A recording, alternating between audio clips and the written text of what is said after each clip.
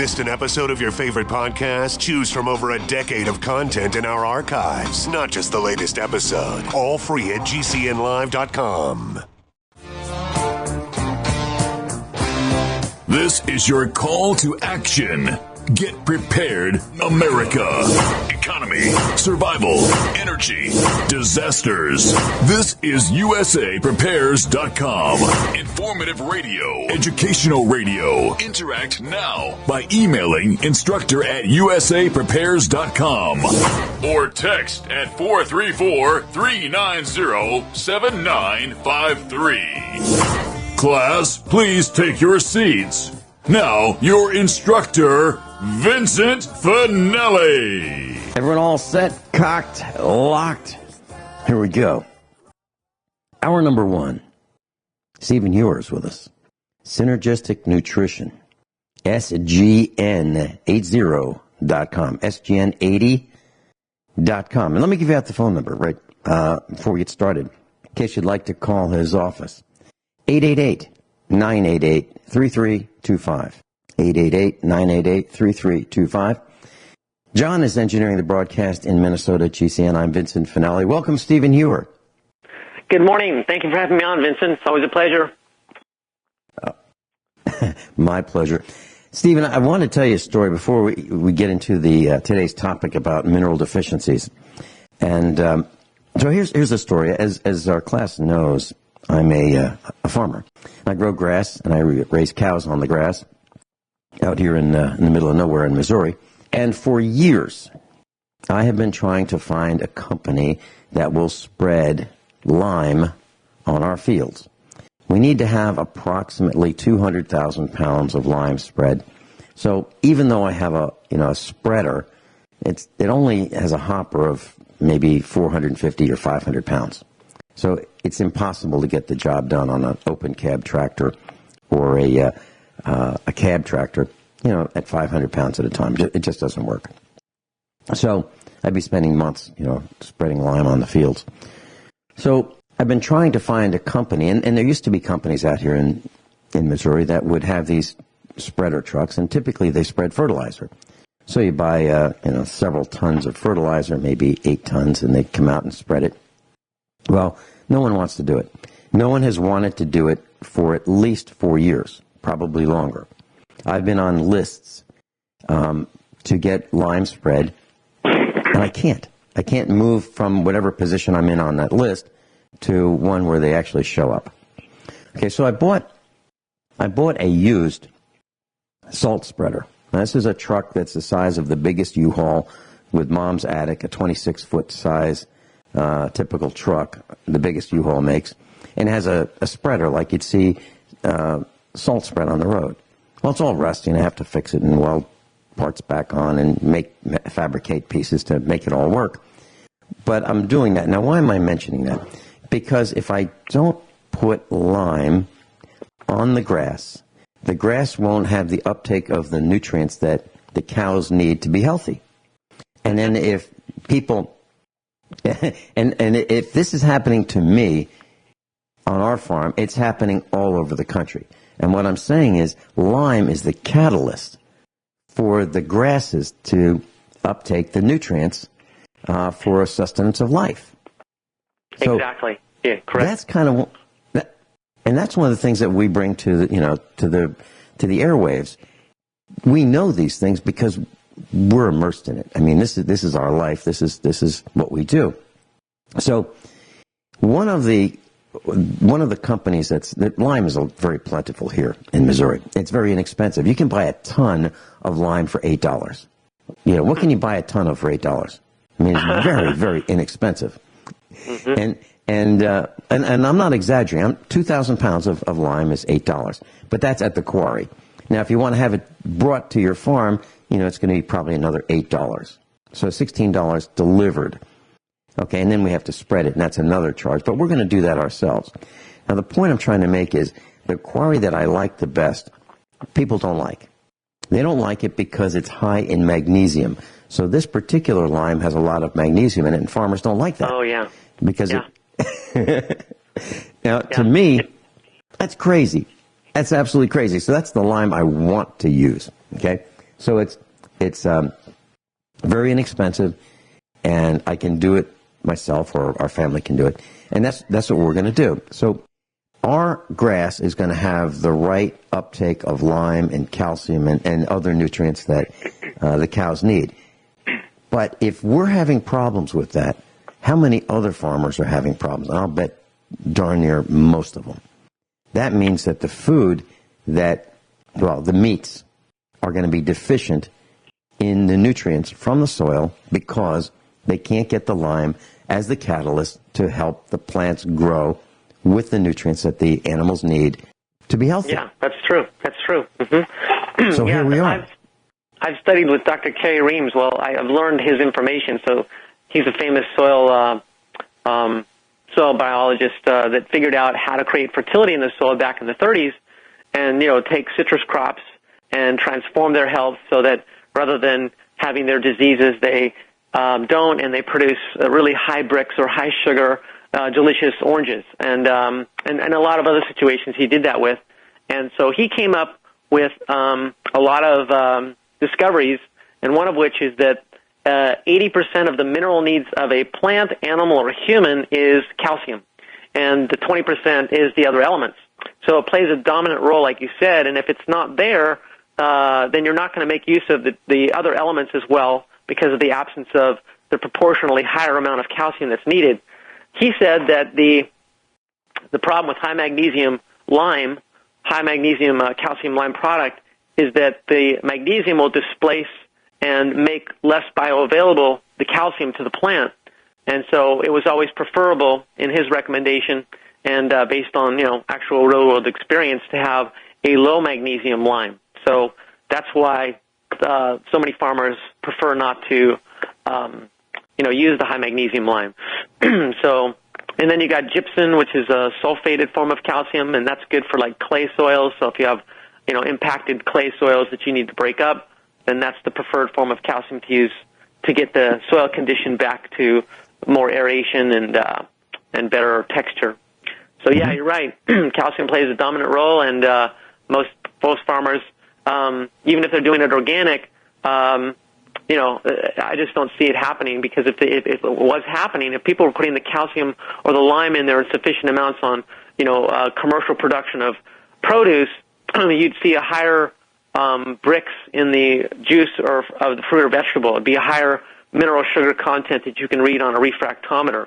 And if I go to the stores, health food stores, and I buy my organic fruits and vegetables, the readings that you get are extremely low. They're not in the range that's needed for human and animal nutrition to thrive.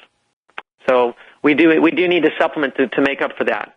And I've been working with a trace mineral supplement for probably about 14 years that has produced a track record of really high level of success. I mean, it's just consistent that everybody says they have more energy mentally and physically when they take it. Their gray hair reverses a lot of the time over the course of several months. I have one case history of a guy who, him and his wife were trying to have a family. They couldn't. They spent $12,000 on artificial insemination techniques or fertility techniques without success. He got on the Mineral Magic, which is the trace mineral supplement that I've been working with for 14 years, plus the zinc and plus Synergy 1, and his sperm count went from 20,000 to 50,000. They were all healthy swimmers.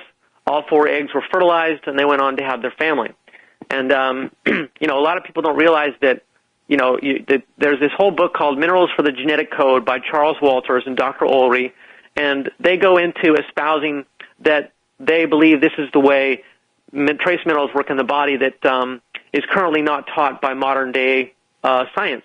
And it's based on theory, based on all the evidence that supports it. So it's not proven scientifically yet, but evidence supports it, that we have 64 codons on the DNA, and that each codon requires an individual monoatomic mineral. That's a mineral in its individual state, not connected to other atoms of minerals.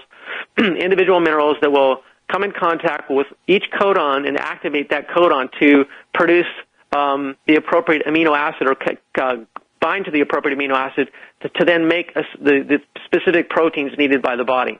And so based upon men reporting to me that, tremendous increase in their sexual reproductive powers by taking Mineral Magic, it's pretty darn clear. The evidence supports that when you are taking a full trace mineral supplement, that all the codons get activated, and that results in not only more physical and mental energy, but naturally more healthier reproductive energy. So that's another evidence of how well it's working. So yeah, everybody needs to take a trace mineral supplement. I highly recommend they take this one or what's called Liquimin. So with Mineral Magic, it's an inland seabed deposit combined with a volcanic deposit, and that results in 68 trace elements, which is kind of rare. So if there's a lot of different deposits, or there's like a lot of glacial snowmelts around the world, whether it's Mount Rainier in Washington or different places in Alaska where there's these glaciers. They're grinding on the rocky surface of the mountain, and then they're also collecting that silt as the glacier melts and gathering it into the rivers and streams, and then that's a trace mineral supplement. But they typically are only like about 20 elements. To have all 68 elements, it's believed that the body needs 64 elements, 64 minerals to activate the 64 codons. So that's the basis for why 68 elements would be better than a 20-element trace mineral supplement. So this 68-element deposit is unique. It's been used agriculturally. You could use it on plants. Animals have consumed it. I remember you could give it to animals as a trace mineral supplement. I remember one case history of a farmer who had bags of this rock powder material, Mineral Magic, in his barn, and one of the cows had managed to find a busted open bag and was going in and licking every day a portion of this bag full of powder. And after he slaughtered all of his animals, that one cow was the only one that didn't have any liver flukes. So it was the healthiest cow. And then when people have weak kidney function, which a lot of people do, unfortunately, then they don't want to take the particulate powdered mineral product, Mineral Magic. They would be better off taking the product called Liquimin. Liquimin is a liquid colloidal mineral supplement. Again, it has 70 elements in it, and it comes from the T.J. Clark mine in Utah, which is the mine that was discovered by T.J. Clark back in 1925. And I'll tell you the total rest of the story on the other side of the break. Stephen Hewer's with us. SGN80.com. SGN80.com. And the phone number, if you'd like to call, 888-988-3325. Stephen Hewer's with us, and we're talking about minerals and why they're required to sustain life.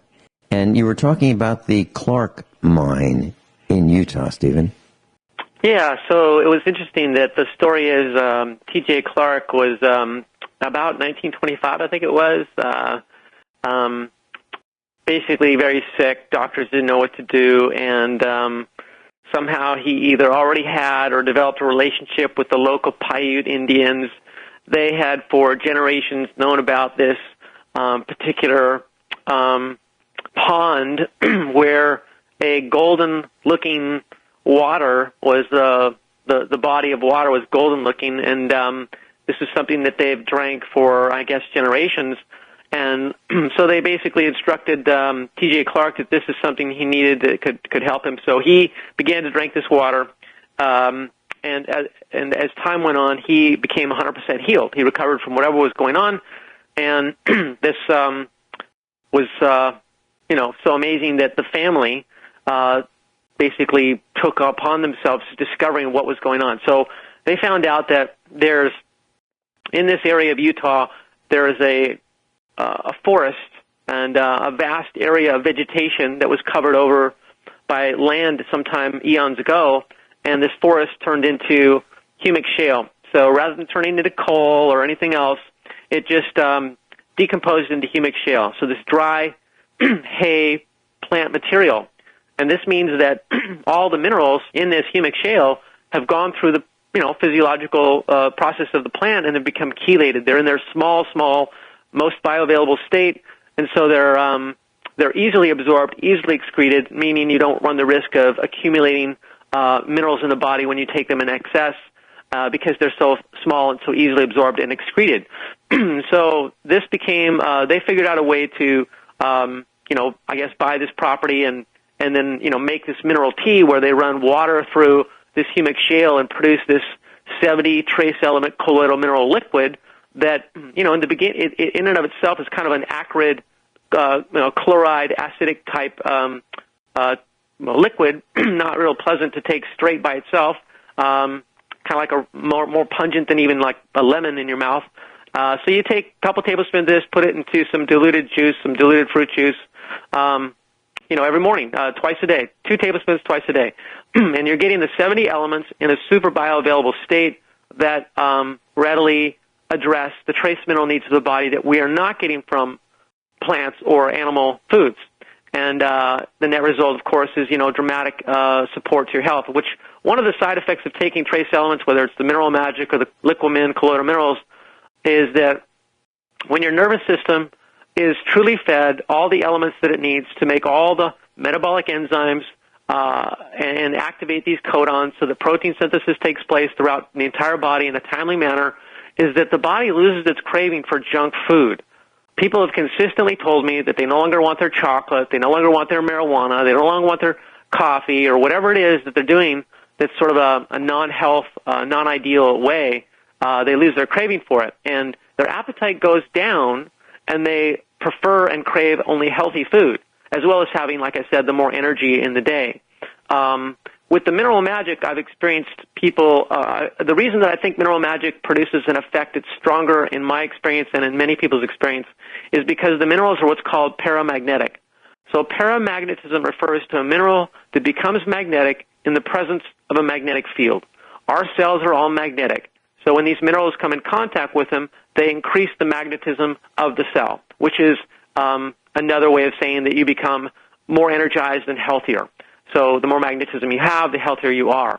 And so that's, I think also because there's monoatomic elements naturally occurring, single atoms of minerals, and monoatomic elements are natural in nature. They're in, ocean water and other mineral deposits, and that the more of the monoatomic elements we get in our diet, then you could say the longer the body's going to live, the more youthful you're going to be. One of the monoatomic elements that's been studied is ruthenium, and ruthenium, when they actually put it in the presence of a cell, would increase the rate at which electrons would flow over the DNA by 10,000%. So it became kind of like a molecular wire, which means that, information and energy would flow through the body that much better. So that's another reason why Mineral Magic, I think, produces stronger results than Liquamin. And except for the exception of people with kidney problems, they need to take easily absorbed minerals like Liquamin. Stephen Heuer, can we talk more about this when we come back? And I'm going to ask you the question, do you take Mineral Magic? This is USA Prepares.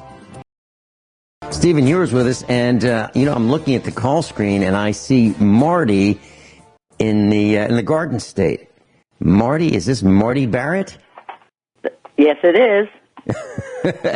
Marty, Stephen, Marty is a USA Prepares instructor. She teaches biology at the college level.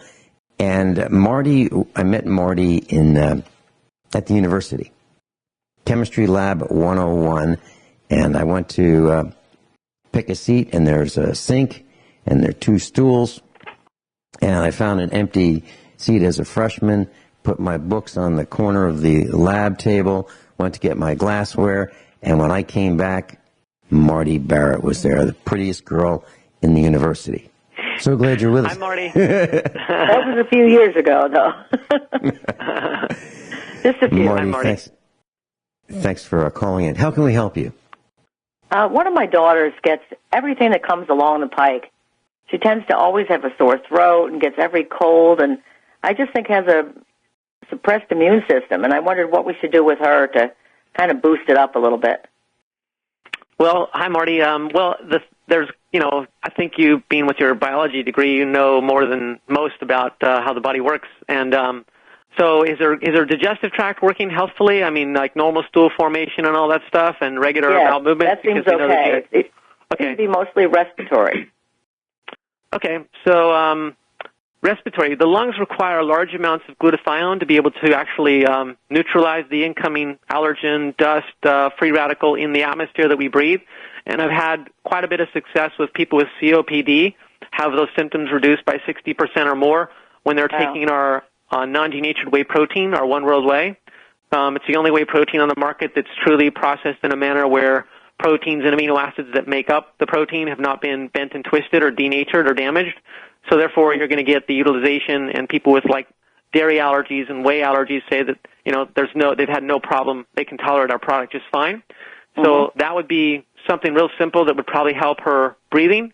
And then in general, with regards to the activity, the number of white blood cells, the activity of your natural killer cells, and other activities of the immune system, we have a product called Avamar, which is from originally invented and developed by a man in Hungary, that is a fermented wheat germ product that doesn't have gluten in it, doesn't have any allergenicity, is the broken down wheat germ, so it's not wheat germ per se. And the benzoquinone chemical that's produced from this fermentation causes the immune system to resurrect in a very robust manner. You get your natural killer cell activity back to a very aggressive level. And, of course, with regards to cancer and stuff, people's tumors regularly go away when they're taking it. But nonetheless, it's not just for cancer, it's for the immune system in general. And that would be something that you could take to sort of like stave off and fight off colds and flus and stuff. Okay. How often should that be taken? Well, I'd say it comes in 30 packets to a box, so I'd say 1/2 of a packet once a day. So that'd be like a 60-day supply. It takes a lot of, like, emergency and that kind of stuff. And we thought it was her tonsils. She had her tonsils taken out, and the doctor said they were extremely infected. But she still seems to have issues, as though she had tonsils still. So there's another part of this equation of immunity that we could talk about privately maybe in more detail, but I just want to say that whatever her body is unable to excrete as a result of eating foods, there's always, when you cook a food, especially meats, any kind of a meat, you cook it, and you're creating, if you dry heat cook, it's acrylamides, it's advanced glycation end products, heterocyclic amines that are produced, lipid peroxides. These toxins are needed to be excreted on a moment-to-moment basis by your kidney, liver, skin, whatever. And if they're not, they build up, and they become the cause for all your different infections. Now, she's a vegetarian, and I was wondering if she's missing some nutrients. Well, even if it's vegetarian, it's still the cooked proteins and cooked fats. Got it. But there's still the damaged structure to these molecules that becomes debris that body has to excrete. If it's not efficient at excreting them, then it becomes the actual petri dish for all your infections. And so a person has to, basically take time to clean out, which is like a juice fast for a day, fresh vegetable juice, and let the body have 24 hours of 100% raw food. If you eat 100% raw food, you don't build up this debris, you don't get your colds and flus. If you eat the cooked foods, you have to take time to let the body catch up with detox by eating 100% raw vegetable juice fast, cleaning out the bowels from all the cooked food toxins that have built up, all these different things. And then, then the body doesn't have the buildup that leads to, whatever, tonsillitis, sore throats, flus, it doesn't matter. But, I don't have any colds and flus ever because I eat 100% raw. And, wow. Yeah. Do you eat are you a vegetarian?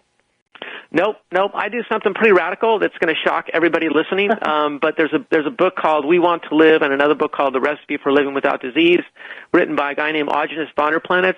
And the information in those books is what I follow. And it's basically a raw primal diet is what it's called, which involves eating raw meats from grass-fed cows, raw chicken, raw fish, raw eggs, raw butter, raw creams, raw cheese, raw milk, and then raw vegetable juice. And this guy is quite an amazing example. A movie should be made about his life because he went from an autistic person from 18 months of age forward to the early 20s, and he developed so many diseases. He got stomach cancer. The stomach cancer had to be removed, and then they radiated the area. The radiation fused his lower spinal column. He was an invalid, crawling around on the floor on his arms. People had to take care of him. His person that was taking care of him basically and told him that he should be doing raw milk and raw carrot juice to help himself. So for the first time in his life, he does this raw milk and raw carrot juice. After 10 days on that combination, his autism went away. He was cognitively able to understand language and speak correctly. Wow. And then on this diet, and then he went for vegetarianism up until about age 27, which led to him developing diabetes and bone cancer. It's type 1 diabetic, bone cancer. And basically, he went through this process and made this discovery of raw meats. The Native Americans that he spent time with trying to find out the answer to his health told him to eat raw meat. He did, and over the course of several years of doing raw meats, raw milk, raw cream, raw butter, raw cheese, raw vegetable juice, he healed 100%, and his pancreas became so healthy that when the doctors wanted to test him and tested him for glucose tolerance test, his blood sugar went up to the normal high level. I think it was 154, like it does for everybody else. And then everybody else's blood sugar will then lower if they don't have diabetes, their blood sugar will lower to just below 100, and that's considered normal blood sugar regulation. His pancreas was so robustly healthy that it lowered the blood sugar down to 54, and they said they'd never seen a pancreas healthier than his. And that's just one example of this guy's illustrious level of health that he achieved. Because when you eat things raw, then the body has the ability to remake all your building blocks, all your amino acids, all your fatty acids that make up your tissues. It remakes them from superior material, and thus the whole functionality of the cell improves, and you can detoxify completely. I mean, all the chemotherapy and stuff that he had to get out of his body and antibiotics he took when he was younger and all the vaccines all got to be detoxified through this kind of a diet, and his tissues were made of a superior material. So as a result, this guy became the healthiest person in the holistic healing arts industry that I've ever met. Wow. I heard a speaker recently that said that we shouldn't eat anything that our caveman ancestors didn't eat. But that rules out, they didn't know how to get milk or wheat. Do you think what do you think about that theory? That theory would be bogus because ancestrally, if you look at all the cultures that are thriving and healthy, free of disease, you've got the Hunza people that, drink plenty of raw milk. They live to be 120 to 140 years of age. You've got the Maasai in Africa, who 60% of their diet is raw milk, 40% of their diet is raw meat and raw blood, and they live to be 99 years of age, free of all disease. They're 7 to 7.5 feet tall. You got the Fulani, the Samburu. There's even a tribe that this guy met at one point on some island, I don't know, South Pacific. They live on nothing but coconuts and fish, raw, 100% raw fish, raw coconut. They live to be 150 years of age, free of all disease. And dairy is a superfood when it's from grass-fed animals. A few people don't eat it, but most people that have intolerances to dairy don't when it's raw from grass-fed cows, or if they still have intolerances, then they ferment it into they let it culture and let the natural organisms grow in it and then break down the proteins and the fats and the sugars so that the allergenicity can be eliminated. And then you get all the benefits of something that's got vitamin A, D, and K2, which are the fat-soluble vitamins that regulate, bone mineral metabolism, dental health, all that stuff, and as well as all the proteins and fats and phosphorus that nourish the body. And, I've had a lady that followed this diet that had osteoporosis, and when she added the raw milk to her diet with the raw paleo, her osteoporosis reversed. Pretty simple, thing to do. Yeah. Huh. What do you think about gluten? Do you think that's the enemy? No, it's not. It's the type of gluten. So einkorn wheat, which is the original strain of wheat before it was hybridized, the stuff that grew in, Egypt and whatever, that particular strain of wheat, einkorn, unhybridized, is the kind where people with gluten intolerance can take that and they don't have any gluten intolerance. The thing is that based upon Ognis's work and my experience and research is that our bodies don't require very large amounts of carbohydrates. So if you consume too much carbohydrate, whether it's einkorn bread or whether it's good healthy fruit or fruit juice, then your body produces what's called advanced glycation end products as a result. These are toxic substances that accumulate in the body fairly quickly. As they deposit in tissues, they weaken and harden. So you're damaging, weakening your kidneys, leading to kidney failure, damaging your arteries, leading to stiffness and hardening of the arteries, and leading to cancer and a lot of different diseases just from advanced glycation end product deposition. So actually on this diet, you're emphasizing fats in large amounts. So you get butter from grass-fed cows, and you let it soften, and you take that and blend it with 1 or 2 raw pastured eggs, some lemon juice, a little bit of honey, and then this particular fat, you can season that accordingly, whether you want to make it savory or you want to make more honey and make it sweet, and you use that like as a sauce on your raw meats, and then because you've got all this good raw fat, your body's going to, convert that into ketones and use the fats for fuel. And, you keep your carbohydrates, you keep your fruits to like 1 meal a day, a bowl of cherries and eat them with some fat or something, some raw cream or raw butter. And I'm just amazed. If I would have followed this diet 100% like I was taught it in 1997, I'd be, a little Hercules by now. But I never followed it 100% because it's kind of hard. I and I thought I knew more than he did, and I didn't. I was wrong. I was still using salt in my diet, which then, salt can dehydrate cells and slow down your healing process. So this guy's diet is the diet for anybody that wants to live free of disease. Well, thank you very much. Yeah, you're welcome. Marty, would you like to hold through the break and continuing asking your questions? We'll have about 6 or 7 minutes after the break. Okay. Okay. Stephen Hewer's with us, SGN80.com, and Marty Barrett. We'll be right back. Stephen Hewer's with us, SGN80.com, SGN80.com. If you'd like to call his office, 888-988-3325, 888-988-3325. Marty Barrett's got some more questions. Marty, you want to talk about Parkinson's, and you want to talk about rapid healing from surgery, correct? Yes. Okay. First, for Parkinson's, I'm interested in, there's different theories. Some say you get it through genetics. Some say it's exposure to, they call them like dangerous proteins. Yeah. And I wonder what your thought is on that.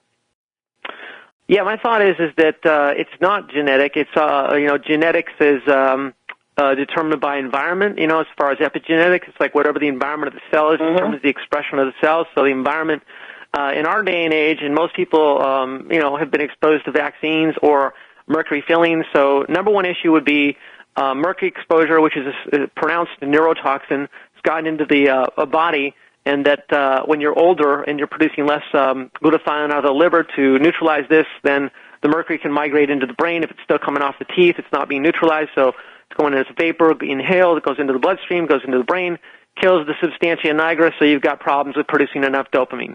That's one. The other is that people eat lipid peroxide oils all the time. They cook their meats, they cook their oils. These are lipid peroxides. They have an affinity for fatty tissue, which the brain is mostly fatty tissue. Those lipid peroxides get up there, damage enough of the brain to cause either Parkinson's or Alzheimer's. Another is I've also heard that concussions can make you more prone later. Do you believe that? Oh, of course. Oh, yeah. Any injury can make you more prone later to wherever the injury is. Yeah. Okay. And as far as the lipofuscin goes, so lipofuscin is just that protein that can build up in the brain, or beta amyloid plaque, whatever you want to call it, and that's just the process where the body's falling behind on its ability to detoxify these substances that are as a result of eating cooked foods. I mean, age spots are called liver spots too, because that's the body letting these acrylamides and these lipid peroxides and fats and proteins that are not usable by the body but are not being excreted timely because the liver and kidneys have fallen behind on their detox capacity, and therefore they deposit in the tissues, including the brain. So, if a person takes the raw fats recommendation into their diet, like I recommended, which is like the raw butter from grass-fed cows, good cod liver oil, like Rosita cod liver oil, that's a raw cod liver oil, a teaspoon, 2 of that a day. Take our Synergy 1. Synergy 1 raises growth hormone levels so that you can repair the nervous system, because that rate creates nerve growth factor number 2, which supports the healing of the nervous system. And you can totally heal and reverse Parkinson's and Alzheimer's if you address all these things. Get the right proteins in the diet, the right fats in the diet, detox the brain and the body, catch up with liver and kidney function, and support increasing growth factor levels with the Synergy 1. I heard a researcher say that they thought that Alzheimer's was caused by a normal substance in the bloodstream that's not supposed to cross the blood-brain barrier. And he feels it's leaky blood vessels in the brain is the problem. A cardiovascular disease. That's how he used Alzheimer's. Okay, you have to remember that our entire food supply now, by and large, is sprayed with glyphosate. So where there's wheat grain, prior to harvest, they spray 3 days prior to harvest glyphosate so that it dries out and it's easier to harvest. That glyphosate is now in that grain. And then all the crops, whether it's the corn or the soy, are not only, they've got their GMO plus their glyphosate sprayed. That's what the cow, the chicken, the pork, the lamb, everything is eating this. And then your milk, your meat, your eggs, everything has got glyphosate in it, plus transient aberrant proteins from the GMO production, the crops. You could, if you're eating BT corn BT corn gene will insert into the genes in your body, and you'll it's a pesticide in your body. That's proven by doing an analysis of women in Canada where they have a lot of canola GMO. and then you're going to have total holes in your blood vessel system to your brain instead of your blood-brain barrier working correctly. You're going to have leaky gut. You're going to have propensity to cancer and all kinds of diseases because we have the worst food supply in the entire world because of the evil Monsanto that's now been bought out by Bayer. It's just ridiculous, the pathetic food supply that the FDA and USDA are allowing onto the market because they want us to die sooner. Well, thank you so much. I learned a lot. Marty, before you go, quick question for you. Would you consider coming back with me and Stephen Heuer in a couple of weeks? Sure. I'd love it. Stephen, how about you? I learned a lot. Yeah, definitely. Nice talking to you, Marty. Okay, thank you. Okay. Bye-bye. Yeah, Marty, thank you. Stephen, I've heard you passionate, but I think you just raised the bar in the last few minutes of this broadcast. Love it. Love it. Stephen, thanks so much. We'll get together in a couple of weeks. We'll bring Marty in with us, and we'll continue this discussion. Thanks, SGN. Thank you, Stephen. SGN80.com. Everyone all set? Cocked? Locked? Hour number 2 of USA Prepares. This hour, we're going to do something that I've never heard on radio. A full 1 hour broadcast about how to buy a used car. Kyle Harris called me several days ago, and he said, "Hey, Vin, how about doing a broadcast on how to buy a used car?" And I thought, wow, this is great, absolutely great. And Kyle's the guy to do it with. Why? Because in a previous career, Kyle Harris was the assistant service manager for an automotive dealership. He's seen it all. He's seen the new cars. He's seen the used cars. He's seen what people have brought in to have fixed. He's seen the trade-ins. He's seen it all. Welcome, Kyle. Hey, good morning, Ben. So, Kyle, what are your thoughts? How to buy a used car? Well, all right, let's start off with a little story here. I'll start out, and it'll illustrate a point that I want people to get a grasp in their mind with. A friend of mine and I are both bow hunters, and so he was telling me about this hunting trip that he went on, and he got back in there and got into some bulls. He could hear them bugling and stuff, and he got in there and started bugling back, and all of a sudden, here come one right at him. He just can't believe his luck. And this is just an enormous bull, huge rack, great big old thing. And so anyway, he said, I'm telling you, he says, I couldn't get my eyes off of that rack. And he said, you know what I did? When I pulled that arrow back and I let it go, I shot the rack. Because that's what he was concentrating on. So when we're buying a vehicle, this relates this way.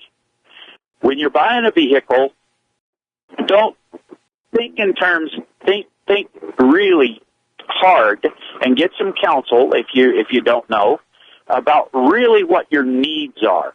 What he really needed to do was put the arrow right where it needed to go in that elk so he'd have a winter's meat. He ended up not getting anything that year. So when you're going to buy a vehicle, think about seriously what you really want and what you need. There's a huge difference, too, sometimes between want and need, and people need to be able to recognize that. You know, Louis L'Amour said, I'll never forget one of his quotes, and he said, "Many men look, but very few see." And so I'm just going to try to give you some things, and then you, I'm sure, have as much insight into a lot of this stuff as I do.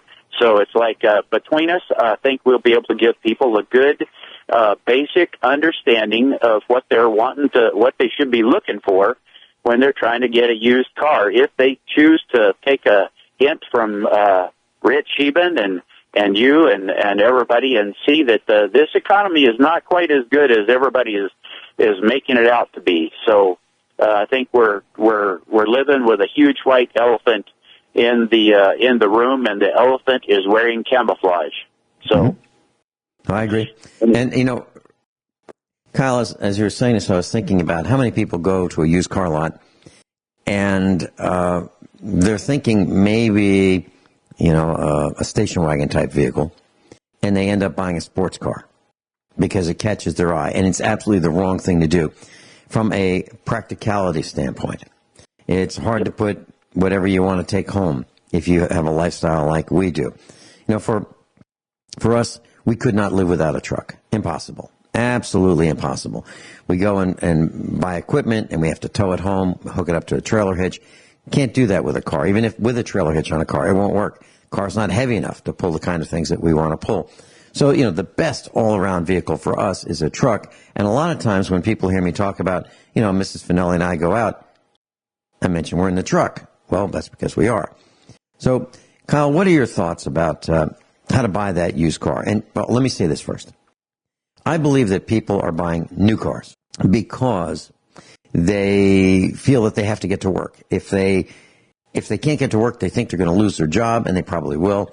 So they can't afford to be on the side of the road with the hood up and, the radiator overheating or a hose breaking or an alternating quitting or a fuel pump quitting or whatever it might be. They can't afford to be absent from work. So they say, well, what do we do? We better buy a new car. That way everything's new.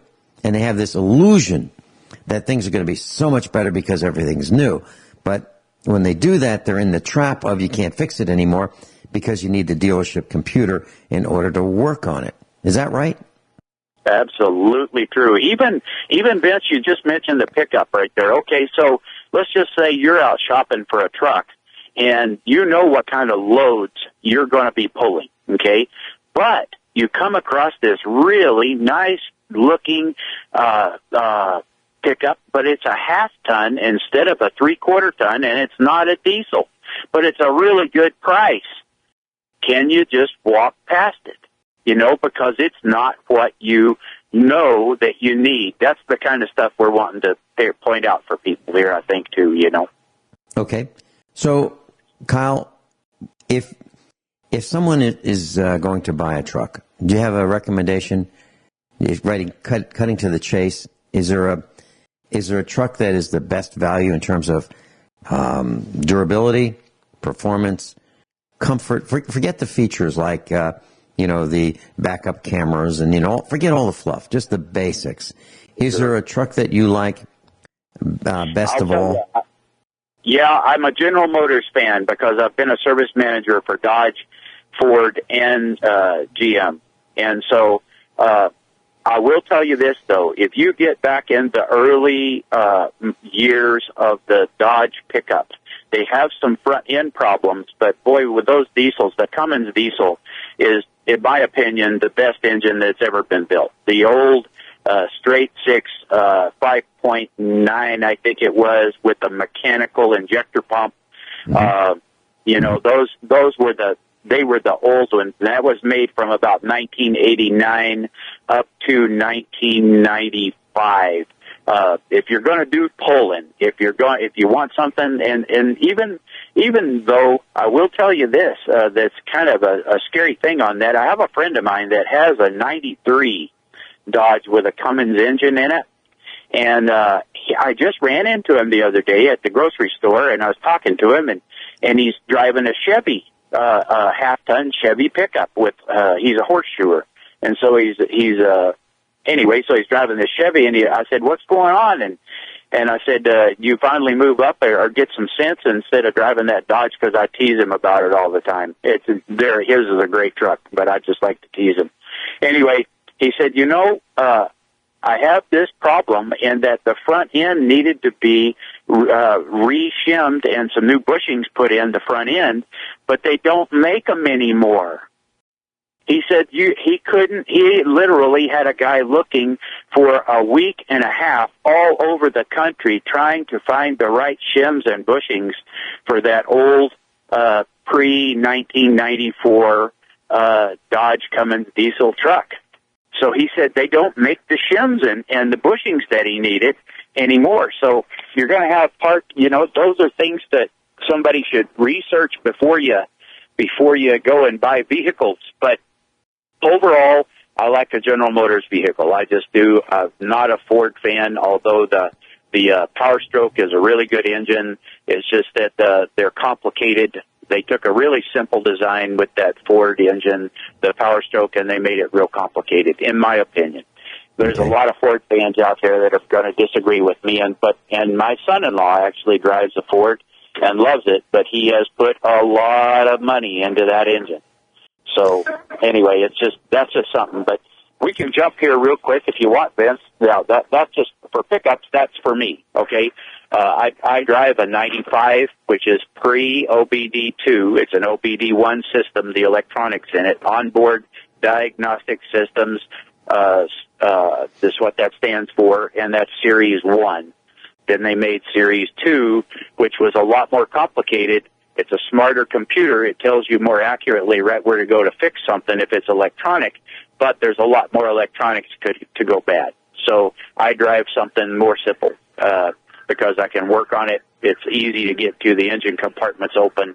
I can just pick it up. But let's jump into, let's just say Joe Blow down here goes and finds decides that he's going to have a new car, or a different car, a used car, and he wants to sell this new one, get rid of this brand new $40,000 truck, and he's got somebody ready to buy his, but he's only going to clear about $4,000, say, if he sells it for $40,000. So he goes and he says, well, I'm going to try to get out of debt. So I know what I need. I want to buy, I don't have a need for a pickup. I have a need to have a station wagon. I've got 2 kids, and I live in an area where it's icy and snowy, so I'd like to have all-wheel drive. And you do some research in there, and you find, say, you land in the idea of, I like that Boxer engine, and so I'm going to look for a Subaru.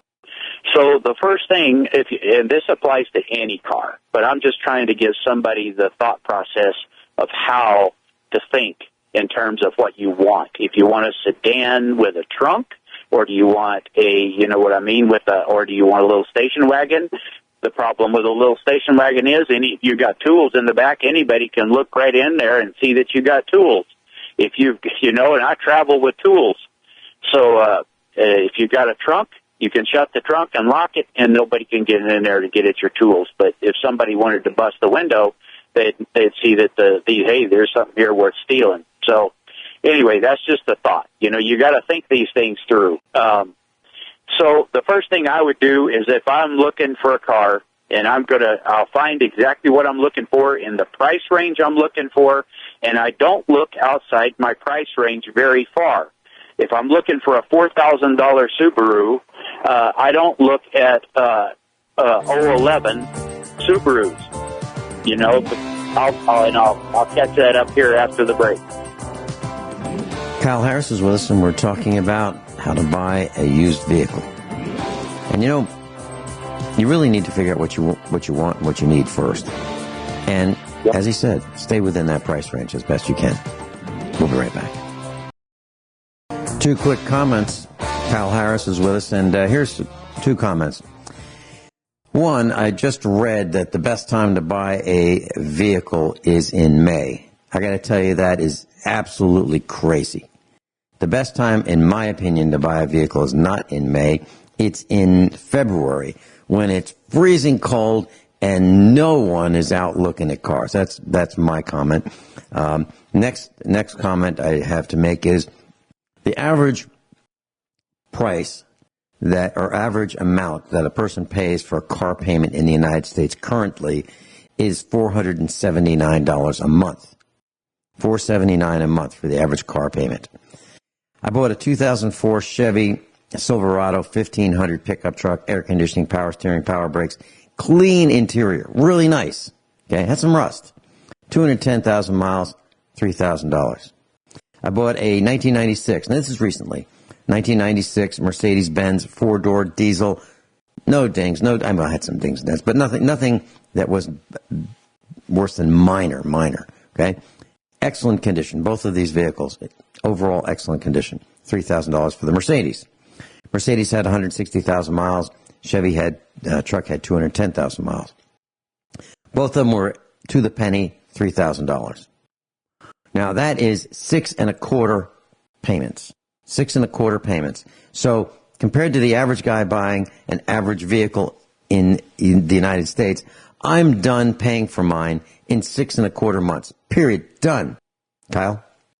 Yep. One of the things, I used to tell my kids, and some of them did decide to buy a newer vehicle, not brand new, but newer.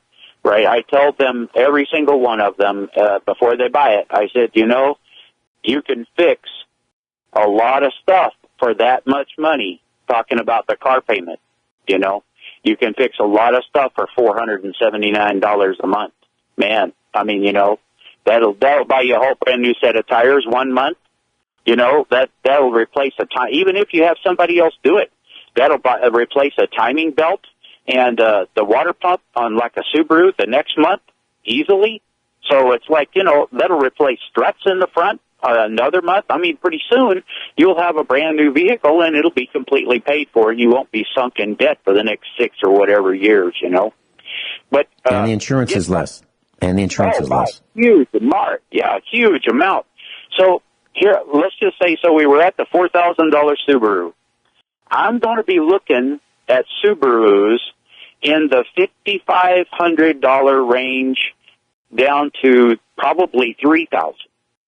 And the reason I'm doing that is I know for a fact I'm going to dicker with these guys, and I'm going to end up getting it right around $4,000 if that's my budget. And folks, I'll tell you one thing a phenomenon that's starting to happen around this area is there's dealerships that have these signs on their lots, and it says, no more dickering. We're just going to give you our best price right in the window. That is the biggest crock of bull that I have heard in a long, long time. Because what that basically tells you is, I'm going to charge you whatever I want, and you don't have a say in it. So I don't even deal with those people. I've called them. I've talked to the service and sales manager for one of these big companies around here, and I told them, I said, you know, I'll never deal with you guys, and I'll never buy a car from you because I want a dicker. I want to be able to get the absolute best price that I can get, and you telling me what your best price is, I don't trust you as far as I could spit in a whirlwind, you know? So anyway, so I'm going to look at that. I'm going to look at that car in that $5,500, say to $3,000, and maybe even lower, depending on what kind of what it is. You know, maybe even $2,000 one if I come across one that'd be a really good deal. The first thing I'm going to do is I'm going to call this guy and I'm going to talk to him. I'm going to say, well, what about dents? What about rust? How are the tires? What's the interior like? This is before I ever go see it, of course. I said, I'll ask him, I'll say, here's a question that I always start out with, and it usually loosens up a owner's tongue. I'll say, if a guy had $500, what would you fix on this car? And I'll finish this after the break. What a great, great question. That's a nice way of saying, so what else is wrong with this? Yeah, great question. Yep. Kyle Harrison, I'll be right back. And, you know, I'm listening, you know, kind of with a chuckle because our tactics are so similar. We'll be right back. So Kyle raised the question, what would a guy do with $500 to this car? And class, I've never heard anyone say, when I've asked a similar question, well, you know, I'd start by filling up the fuel tank and buy a oil filter and some oil for the next oil change and put the $425 balance back in your wallet. I've never heard anybody say that. That's a fact. Yep. They'll always come up with something in there. And so when they tell you something, say, well, they might say something like this. Well, it could use a set of new tires in the front. Okay? Well, what does that tell you almost immediately? You walk around there to the front of the car, you want to look at it. That's what it tells you. You want to look at the front end on this car then. Okay? So if you walk around there you're just walking around the car. You just showed up. First thing you want to do is when you're talking to this old boy on the phone, you want to say, I don't want you to start the car. I want the car to be cold when I come look at it. So when I show up there, one of the first things I do is I'll lift the hood. I'll put my hand on the engine to see if they did start it or not.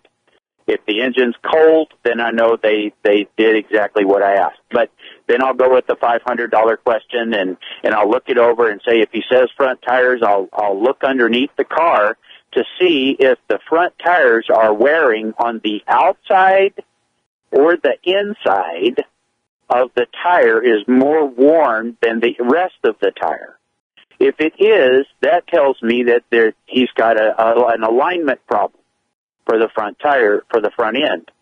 And if it's an all-wheel drive or some of these new unibodies, you cannot just get a front-end alignment. You have to have a four-wheel alignment, which are more expensive. Just so you know, that's just something I'm going to carry on. I'm going to log all this stuff in my mind, okay?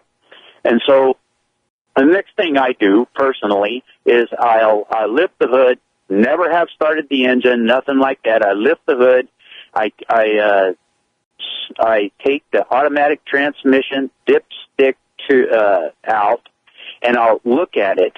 And if it's brown rather than red, and I put it in, but I get a feel for it, and see if I can feel a little tiny bit of grit in there, because what that is that's clutch disc particles from your automatic transmission. So that means it hasn't been flushed, or the fluid hasn't been changed with a filter in quite a while. Or he's pulled something, if it's a pickup, he's pulled something really heavy for a long period of time and hasn't changed the fluid. So that means if I feel that, I'm going to check when I drive the car, I'm going to check this transmission out a little harsher than I would if if it looks brand new, maybe he just changed it for a reason. So I'm still going to really check this thing out, the transmission. But here's what I'm going to do too. I'm going to take the radiator cap off, and I take my finger and I stick it underneath the radiator rim of it. You got to be careful because some of them are kind of sharp. But you're going to kind of stick your finger up underneath the edge of the radiator right there, and you're going to see if you find an oily film on it. And you're all right. So then, if you do, that gives me a little cause for concern, especially if the engine has higher miles. So I'm going to also pull the dipstick out. If it's low, then I don't care what this guy says. Then obviously this thing's using oil or leaking oil somewhere. And if it's real dark, he hasn't changed it in a long time. Maybe this thing hasn't had very good maintenance. You know, so there's a reason that car dealerships pressure wash, steam clean engines completely, and they change the oil, because that leaves you with no way to know anything about this car, really. I mean, they spray some really nice shiny stuff all over the plastic of the interior of the engine, too, to make it all look like brand new.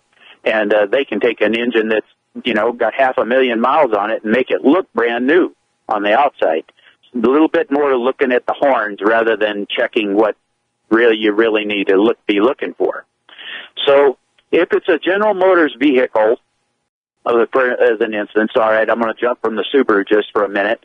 General Motors has a problem in the newer, about 1996 and newer, is they changed the intake manifold, which is the thing that sits kind of on top of the engine, and it looks like it's got little channels molded into it, and it goes into the engine block, but it sits right on top.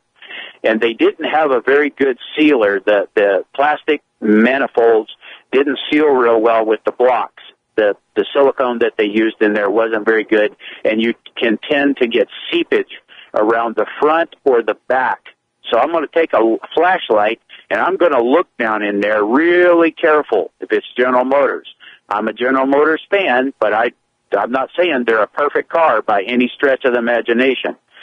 So anyway, I'm going to look at that, and if there is seepage there, then I'm going to point that out, because I know that is, if I have a mechanic do that, that's about a $400 job, approximately. Okay, I'm not going to have a dealership do it, because they have some new silicones now. I don't know why General Motors didn't do it to start with, but they have the new silicones that'll go on this stuff, RTV, I think it's called RTV, and it's a black kind of a squirt stuff that the mechanics use, and put that on there, on the intake manifold, and it'll seal it right up, and you won't ever have any more trouble with it, at all, because I've driven one for almost 100,000 miles. and never had any more trouble with it. But so that's just some little things I'm going to look for. If there's a foam on the dipstick, the oil dipstick, if there's foam on that, then you know you've got a blown head gasket. And this conversation is over unless this guy's willing to practically give it away. Because I'm not buying, my dad had a saying, you know, you can get trouble for nothing. There isn't any reason in paying for it. So, then let's just say the oil's looking decent, say it's a little bit dirty, but it's decent. The guy says, well, it's going to need oil change in about 1,000 miles. And if I look at it and it's kind of a caramel colored with a little bit of dirt, and, you know, a little bit of darkness to it, that's about right. So I tend to, you know, I'm not stupid, but I don't assume that everybody's a liar all the time right up front. But I do assume that they're not going to tell me if something's wrong. So I'm going to be the detective to figure it out. Okay, so I'm also looking at battery cables. Are the battery cables all corroded up? Sometimes they're covered with little red cap over the positive battery cable. I'm going to pull that up and look in there to see if there's acid buildup, corrosion around those battery cables. If there's corrosion there, I'm going to point that out. So basically what I'm doing when I'm looking this car over, I'm looking, if it's something I'm still interested in, I'm looking to the end result of him seeing all that's wrong with this car, maybe that he don't even know, because that's going to go into the negotiating of my final price. So that's what I'm at. All right, so that's the exterior of the engine. I mean, in the interior of the engine, looking around the engine compartment, stuff like that. Look for leaks in the radiator. You're going to kind of look it over and see if the fan blades are hit, or you know what I mean, if the little fins on the radiator have been hit. You just want to look it over and see if, you know, that I'm going to push down on the corners. Here you go. Here's another one. You push down on each corner, because most cars nowadays, or even in the older ones, had 4 struts. It's a strut spring assembly. It's a shock spring assembly that's on each corner of your vehicle. So I'm going to push down real hard on those, and it should come up, and maybe it won't even bounce a half of the time, and it should stop. Come right back up and stop if the struts are good. If you push down on it and it bounces a couple of times before it stops, then you're looking at struts. So I'm going to look underneath the wheel well, take my flashlight, look and see if there's any fluid leaking on the strut seal coming in there, because that way I'll know that struts run with $65 approximately a piece nowadays. So anyway, I'm gonna know that. If it's got an emergency brake, one of the ways I tell real easily and quickly whether or not this thing's got good rear brakes, not front brakes, the rear brakes, is if it's got a handle, say, in the middle, or if it's got a pedal on the floor, I'm going to push those down and set the emergency brake. If it goes all the way to the floor or the handle comes all the way up, there's no adjustment for an emergency brake normally in most cars. So when you pull that up, that's telling you that it's got, if I only pull it up like 2 inches, say it's a little handle, I only pull it up 2 or 3 inches, and all of a sudden that's engaged, man, there's a lot of brake pad there, and there's a lot, not brake pad, there's a lot of brake shoe left in the rear brakes, and so then I know that. If I pull it all the way and it comes plumb to the top and maybe even won't hold, then I know that it's going to need rear brakes. And rear brakes, if they're not disc, they're more expensive. If you have to have it done, let's just say you don't do it yourself, they're more expensive to have done than pads, than the disc brake pads. But I can keep going, Vince, or if you have anything you want to add, just jump in here. A couple quick comments. Sure. I do the same things you do, and but I also do something else. As I'm approaching the property where this vehicle is, I look around, and I look at how well let's say it's at a person's house, it's a private sale. I look at how the house is maintained, the grounds are maintained, is it unkempt? And the reason I look at that is I figure that if this person owns that property, and if this person owns that vehicle, the vehicle would be kept in the same kind of condition as the rest of the possessions or property. So a poorly maintained house, trash strewn around, indicates to me that the vehicle probably got the same amount of care. You agree with that? Absolutely. Yep. Okay. It's the same thing too. Go ahead. So I'll let you finish. Okay. Another thing I do is I do all the things that you talk about, and I go to the front wheels. That's if I'm interested at this point. I will go to the front wheels and I will grab the top of the tire and I'll push it in and pull it out with force. And that will tell me if the front bearings or hubs are worn or need to be replaced. Both front wheels. Then I do the same at the back. And then I check the front suspension by going side to side, same kind of a movement. We'll be right back.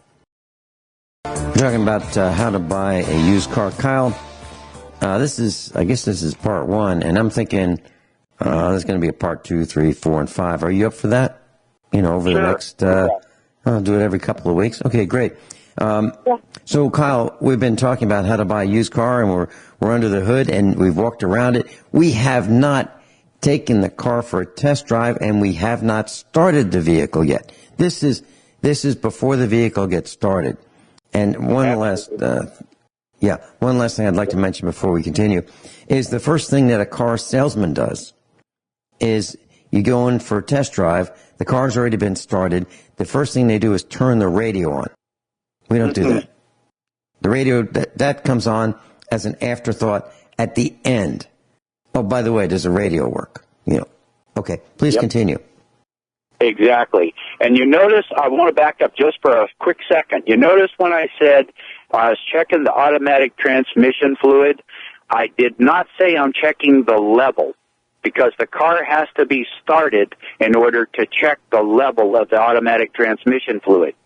So we haven't still even started the car. I just want to make sure that everybody understands that.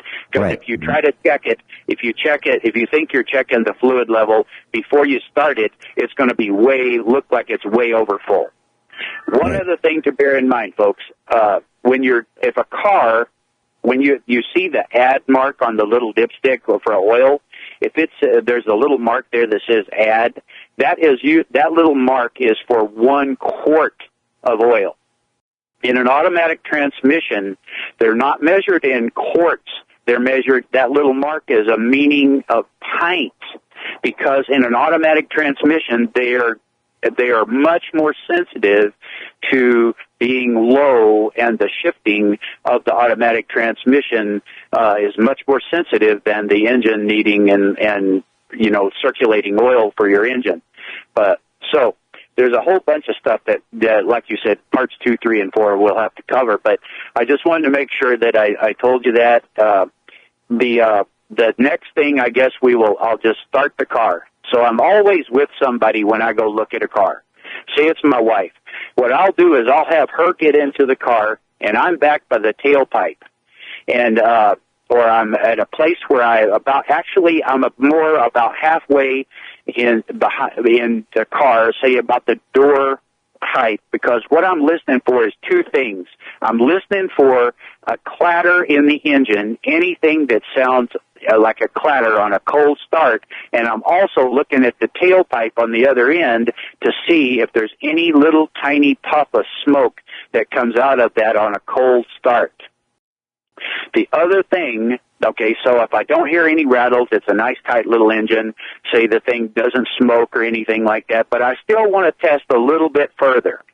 So what I've taught my wife to do, and she's really good at it now, is I'll have her rev that engine up to about 1,500 RPM and hold it there for about 30 seconds.